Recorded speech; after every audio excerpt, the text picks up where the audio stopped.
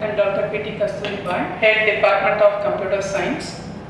I'm handling a paper on Internet of Things for first MSc Computer Science students. Today we are going to see what is in IoT and what is the evolution of IoT, the characteristics of IoT, what are the layers in an IoT and the applications of IoT and the microcontroller unit. Okay. First of all, let us discuss about the evolution of IoT. In the year 1969, American Research Project Agency Network, it has introduced the concept of networking. And in the year 1999, the term IoT was coined by Kevin Haskell, who was working in Procter & Gamble Limited. In the year 2010, the smart devices and the concept of and the conversion of IPv4 to IPv6 boost IoT adoption began to emerge. Now billions and billions of connected devices, edge computing, AI technology and IoT are flourishing. So this is the brief introduction about the IoT. Now what is IoT? IoT is nothing but the interconnection of the devices such that they can collect and transmit or transfer the data among the devices via the internetwork. Say for example, home appliances, smart homes, smart cities, smart agriculture, all these categories come under the concept of IoT.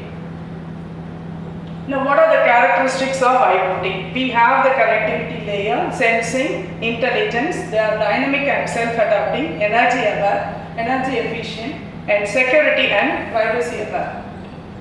Next we are going to see the architecture of the IoT. There are four major layers in the IoT. One is a perception layer, second one is the network layer, third one is the middleware layer and the fourth one is the application layer.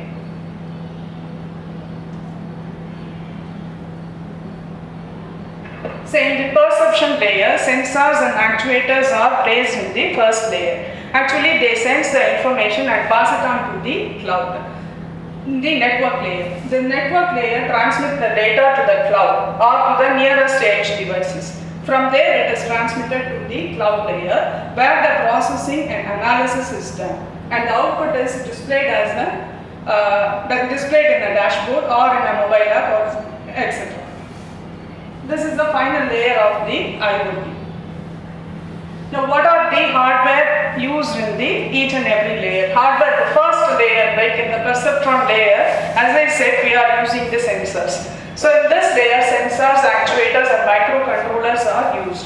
For example, of Arduino, ESP32, ESP8246, 8266 are the examples for the hardware devices. Communication, the Wi-Fi, BLE, Bluetooth, low range or Zigbee technologies are used for communication.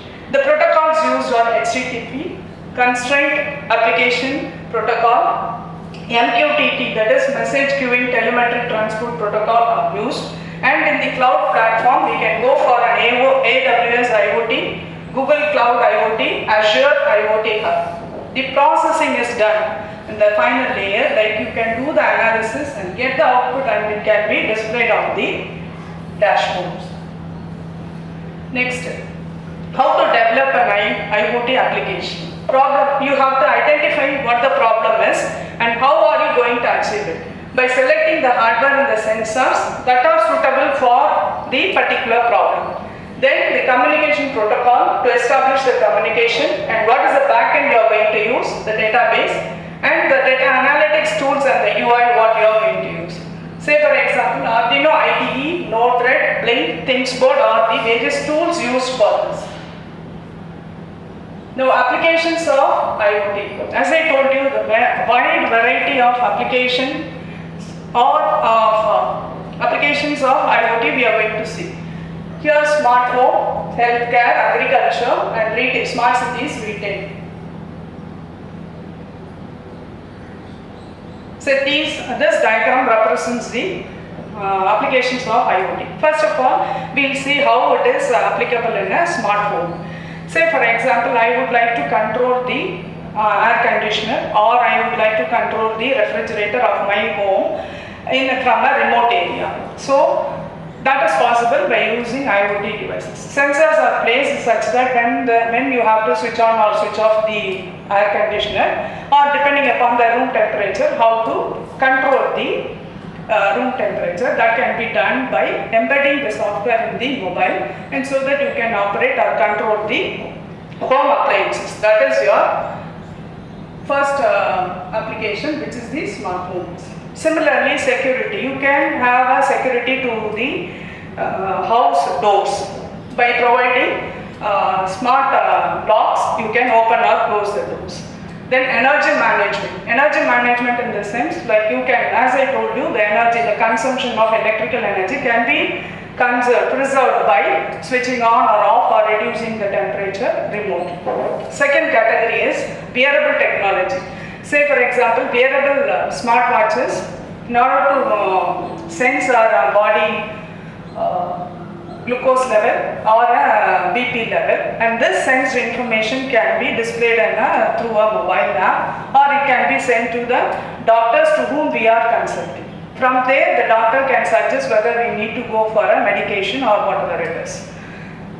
Then, in that case, we can, it is used as an IoT device is used in healthcare as well as in a remote patient monitoring. Then, agriculture.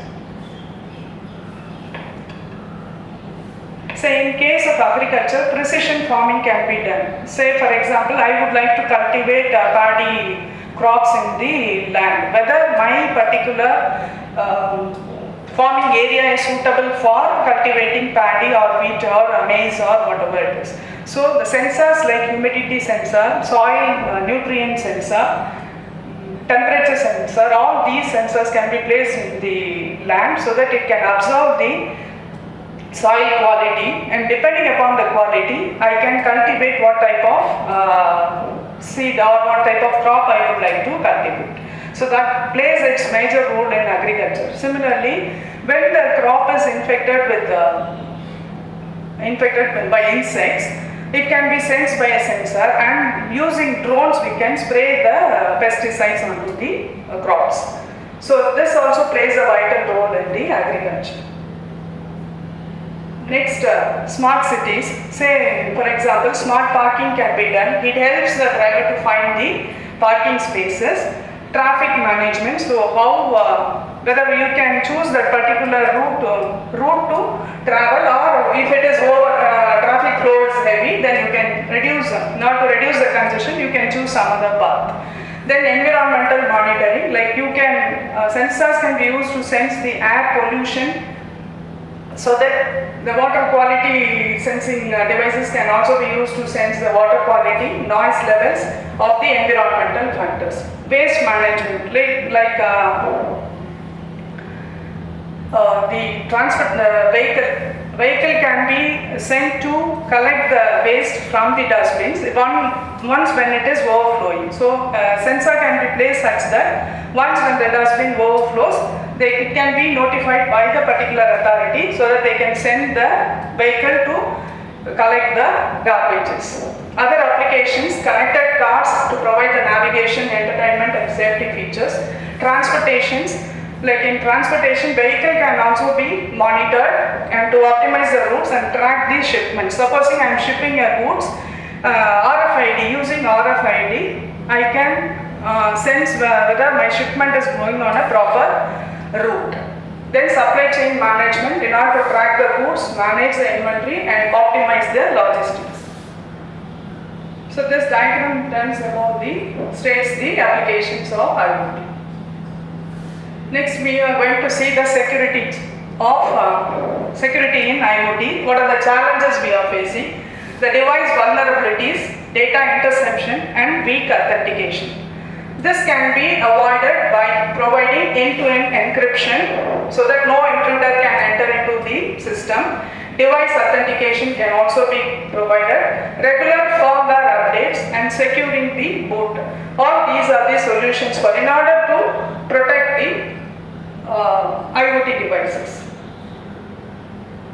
Then we are going to see about what is microcontroller. Small computers on a single integrated circuit, we say it as a microcontroller. Actually, the sensors will get connected to a microcontroller which can transmit the data from the sensed devices.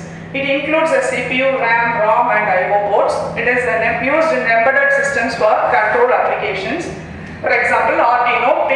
STM32 are the devices. Then next we'll see multi-purpose computer. General purpose computing devices. It can run a variety of applications and programs used in development and simulations of IoT systems.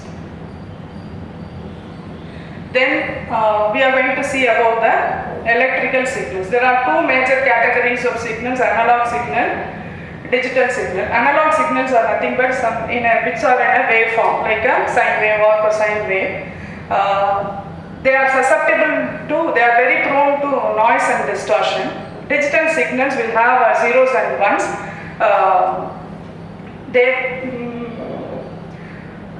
Only 0 and 1 can be represented in digital signals. They are not they are less susceptible to noise and distortion. So, we always, computer systems mainly use the digital signal. So, we need a ADC, analog to digital converter, to convert these analog signals like temperature, moisture, all those sensed information must be converted into digital form so that it can be processed by the computer. Signals are mainly used for communication and control of the electronic systems. Now ADC, as I told you, it converts analog to digital. Similarly, DAC converts the digital signals into analog signals.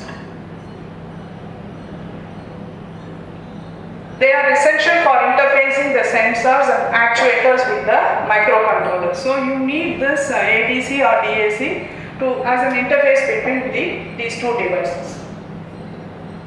Then how to install and set up the Arduino IDE.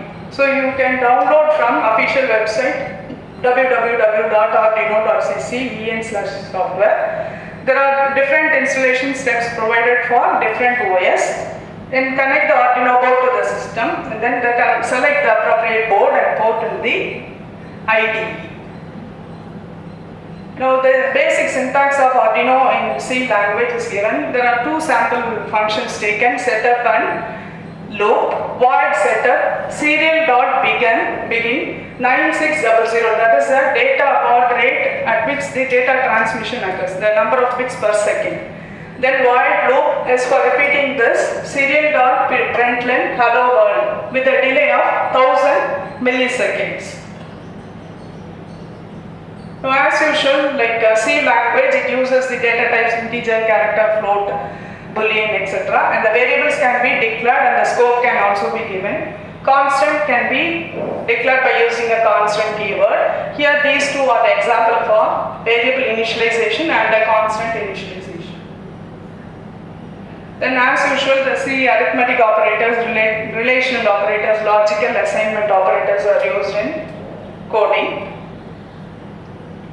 Now the control structures make conditional statement. If the sensor value is greater than 500, digital write LED pin, that particular pin port number, then display it as high. Else digital write LED pin, the particular pin number, display it as low. For while as it is, we can use like how we use in a C language. For I is equal to 0, I less than 10, I plus plus. Serial.println display the value of I. Then other library functions, serial.print, serial.println, delay, milliseconds, etc. is shown. Then for string, you can do the concatenation, you can find the length of the string, you can find the substring. All these are as usual like C functions. Similarly, mathematical functions, you can find the absolute value, power value, square root or a random value. The next we see what is Node MCU, Node Microcontroller Unit. It is an open source firmware and development board built around the ESP8266. It includes USB to serial converter for easy programming. It's a breadboard friendly layout. Onboard voltage regulator, it works with the 5 volts USB. So ESP8266 is a low-cost Wi-Fi enabled microcontroller board widely used in IoT projects. It has been developed by Espressif Systems. It is represented by Espressif Systems. It includes 32-bit Tensila, built-in Wi-Fi, GPIO, ADC, I2C, SPI and UART, Universal Asynchronous Receiver Transmitter Interfaces. This is a diagram shown, a sample diagram of a picture of ESP8266. Now it has the key features, microcontroller, and it has a 4 GB of flash memory and a 64 kilobytes of instruction in RAM, 96 KB of data RAM, Wi-Fi IEEE 802.11, I/O pins, 11 GPIO pins, communication port can be UART, SPI, I2C or pulse width modulation, PWM. The programming language can be Lua, Arduino IDE or MicroPython can be used. Thank you, students.